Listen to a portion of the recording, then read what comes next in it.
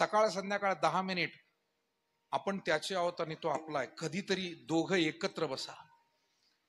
अंतिम क्षणाला हाच आत्मविश्वास आपल्याला सुखी ठेवील.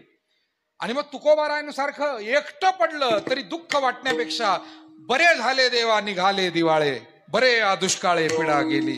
ठीक आहे देवा, बरं झालं मला एकटं ठेवलं, आता भजन करण्याची संधी मिळाली. म्हणजे त्यावेळेला रडू येणार नाही, त्यावेळेला साधना घडेल, त्यावेळेला चिंता घडणार नाही, चिंतन घडेल. आणि हा संदेश.